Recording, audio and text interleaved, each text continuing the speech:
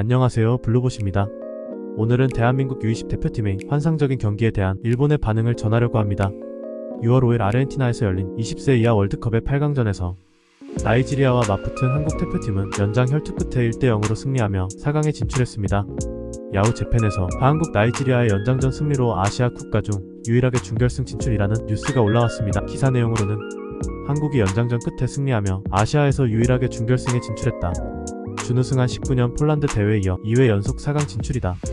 한국은 나이지리아에 주도권을 내줬지만 유일한 골대 안에서의 슈팅이 득점으로 이어지며 상대의 맹공을 0점으로 막았다.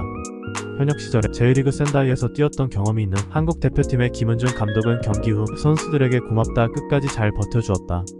이 선수들이 한국 축구의 미래가 될 것이다 라며 눈시울을 붉히며 말했다. 그럼 16강에 진출하지 못한 일본의 뉴스 댓글 반응을 소개해보겠습니다. 축하합니다. 일본은 반성하고 젊은 세대의 육성을 생각하지 않으면 다음 월드컵 4강을 노릴 수 있는 인재가 있어도 그 앞은 암흑기가 될 것이다.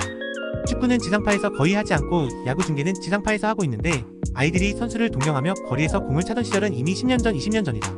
여기서 위기의식을 가지고 스케이트보드 등 아이들이 하고 싶은 장소나 환경을 만들지 않으면 월드컵에 나갈 수 없었던 시대로 되돌아갈지도 모른다. 지난번 16강에 진출했던 일본 내에서 활약했던 니시카와 와카즈키도 정규리그에서 뛰지 못하고 있고, 지난번 준우승한 한국의 에이스 오세훈도 울산에서 득점 좀 하다가 시미즈에 이적했지만 지금은 J2리그에서 엄청나게 호화롭게 뛰고 있을 뿐이야.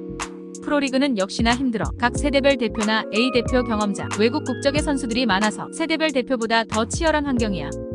2019년이니까 이강인과 오세훈을 앞세운 한국이 준우승을 차지했었잖아요. 어디가 이길지 모르겠네요. 일본도 예전에 우노 코바야시, 오가사와라, 이나모토 엔도, 나카다 등 황금 세대가 토르시에가 이끄는 나이지리아 대회에서 준우승을 한 적이 있는데, 솔직히 한국이 일본의 동세대보다 훨씬 더 좋은 경기를 하고 있다고 생각한다. 파리 올림픽 세대는 쿠보 말고는 이름도 모르는데. 2개 대회 연속으로 이 정도 차이가 나면 이제 부럽기 짝이 없다. 병역 문제도 없고 서로 만족스럽게 멤버를 소집한 결과이고, 쿠보는 코파에 나갔지만 토너먼트 멤버를 봐도 정식 대표로 직결되는지는 잘 모르겠지만 지난 2주 동안 선수들 그리고 아마추어 감독과 아마추어 코치가 엄청나게 성장한 것 같네요. 한국 축하합니다 라고 솔직하게 말하지 못하는 제 자신이 부끄럽습니다. 부럽습니다. 최근 일본 20세 이하 대표팀은 결과를 내지 못했는데요. 성인 대표팀은 결과를 내고 있다. 이건 20세 올림픽 이후에 성장하는 선수들이 많기 때문일 것이다.